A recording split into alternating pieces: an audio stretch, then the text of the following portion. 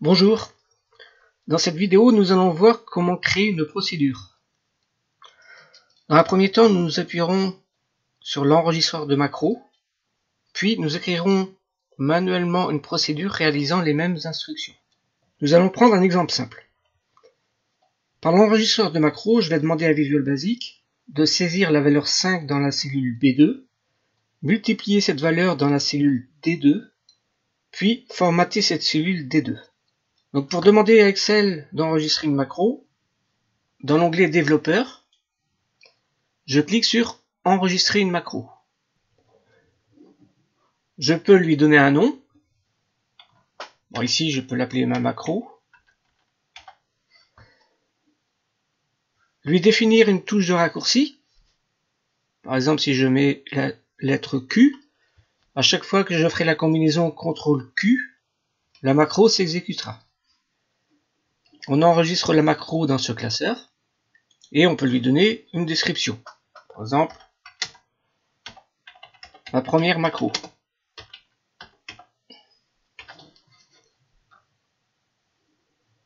Et je valide. On voit que le bouton enregistrer une macro devient arrêter l'enregistrement. À partir de maintenant, Visual Basic va écrire toutes les manipulations que l'on va réaliser dans Excel. Je sélectionne ma cellule B2 et je saisis le chiffre 5. Je sélectionne ma cellule D2 dans laquelle je vais multiplier la valeur de la cellule B2 par 2, égale B2 par 2. Je sélectionne de nouveau la cellule B2 pour la formater. Donc je vais mettre la police en gras, en italique, la couleur de l'intérieur en bleu, la couleur de la police en blanc, la taille de la police au caractère 20, et je vais centrer ma cellule. J'ai terminé, donc je retourne dans l'onglet développeur et je clique sur arrêter l'enregistrement. Dans l'onglet développeur, ouvrons Visual Basic. On voit que dans l'explorateur de projet, dans le dossier module, un module a été créé. Dans ce module apparaît la macro que Visual Basic a écrite. Donc elle commence par le mot sub et se termine par endsub. Le nom de la macro est bien celui que l'on a défini dans l'enregistreur de macro. Les premières lignes débutent par un apostrophe et sont écrites en vert, signifiant que ce sont des commentaires. Donc ces lignes n'ont aucune action sur la procédure. On y trouve le commentaire que l'on a saisi, ainsi que la touche de raccourci du clavier. Analysons le code. Range b2.select, on sélectionne la première cellule. Range étant l'objet qui correspond à la cellule, et select une méthode. Nous reviendrons sur le vocabulaire dans une prochaine vidéo. On saisit la valeur 5 dans la cellule active. On sélectionne la cellule D2, dans laquelle on va saisir égale B2 multiplié par 2. On sélectionne de nouveau la cellule D2, dans laquelle on va mettre la police en gras. Font étant l'objet de la police et bold une propriété. On met ensuite la police en italique. Visual Basic a ensuite créé plusieurs blocs with and with. Donc ces blocs regroupent les propriétés et méthodes des objets définis. Ils évitent ainsi la réécriture à chaque ligne de l'objet. On a demandé de mettre en couleur bleue l'intérieur de notre sélection. Donc dans ce bloc, with sélection.intérieur, la seule propriété qui nous intéresse, c'est la couleur. Pour connaître toutes les propriétés que possède l'objet, vous pouvez sélectionner et avec la touche F1, l'aide nous envoie sur la page dans laquelle on va trouver toutes les propriétés de notre objet. On peut, si on le souhaite, si on sélectionne une propriété, avoir également son aide. On a ensuite changé notre couleur de police. que VB a écrit en Technicolor. On a ensuite modifié la taille de la police. Ici, la seule ligne de ce bloc qui nous intéresse est le point size. Et enfin, on a centré notre cellule dans la sélection. Là, de même, la seule ligne qui nous intéresse est point horizontal alignement. Voilà le code qui a été généré par Visual Basic par l'enregistreur de macro. Nous allons maintenant écrire une procédure créant les mêmes fonctions. Donc dans ce même module, créons une procédure sub que l'on peut nommer ma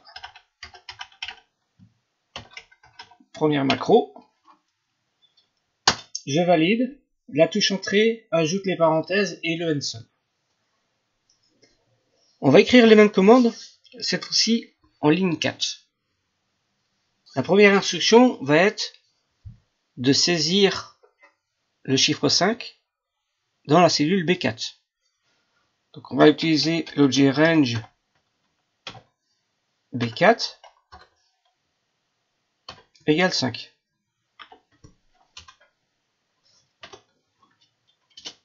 Si je suis à l'intérieur de ma procédure, je peux la tester en cliquant sur la flèche verte ou en tapant sur la touche F5. Donc, ma saisie se passe correctement. Deuxième instruction, je veux que ma cellule D4 soit égale à la cellule B4 multipliée par 2. Donc, range D4 égale range B4 multiplié par 2. Je teste, j'ai bien mon résultat voulu. On peut commenter le code avec du texte précédé d'un apostrophe. Par exemple, ici, je mets saisie de la valeur 5 en cellule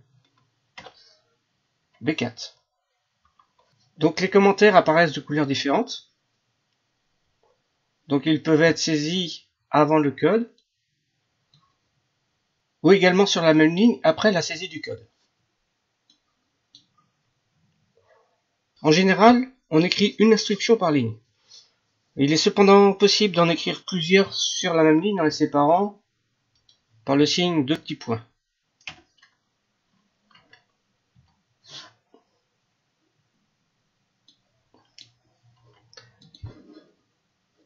Je teste de nouveau. Ma procédure fonctionne correctement. On va ensuite demander à la procédure de mettre la couleur du fond en bleu. Range D4 point intérieur point color égale. Alors si on regarde le code que nous a généré Visual Basic, on voit que color égale un nombre de chiffres, on ne sait pas trop à quoi il correspond. On va plutôt utiliser la fonction RGB.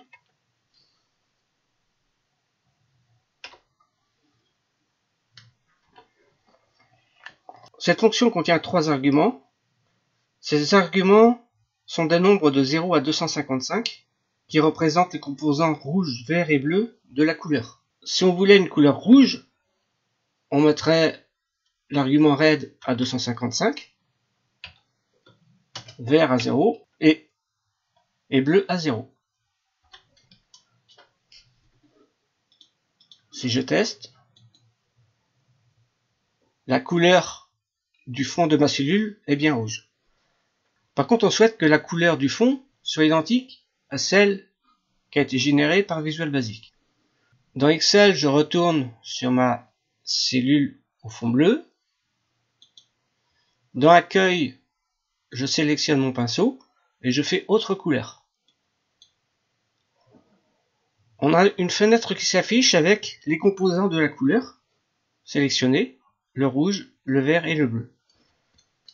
Le code couleur rouge est 0, le code vert est 112 et le code bleu est 192. Donc évidemment, à ce niveau-là, on peut sélectionner le code couleur que l'on désire. Retournons dans la macro. Ici, on va mettre les composants 112, 192. Testons la macro. J'ai bien ma bonne couleur qui apparaît. On va ensuite formater la police. Range D4.font qui correspond à la police. .color égale. De la même façon, on va utiliser la fonction RGB et le code couleur blanc est 255, 255, 255. Testons de nouveau. Ma couleur apparaît de façon correcte. On va ensuite mettre cette police en gras. Donc, range D4.font.bold égale true. Testons une nouvelle fois. Ensuite, je vais mettre la taille de la police à 20. Je teste en italique.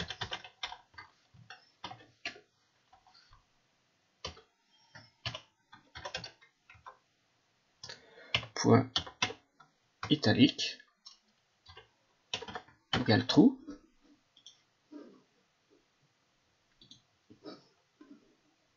Et pour terminer, je vais centrer ma cellule. 4. Point horizontal alignement égale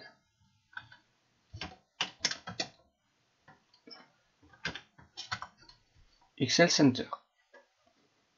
Je teste une dernière fois. La procédure fonctionne correctement. Cependant, on peut l'améliorer. On remarque que l'objet range.font est utilisé sur 4 lignes. On va donc utiliser plutôt un bloc with and with. With range D4.font dans lequel on va ajouter ses propriétés. La couleur, le gras, la taille de la police,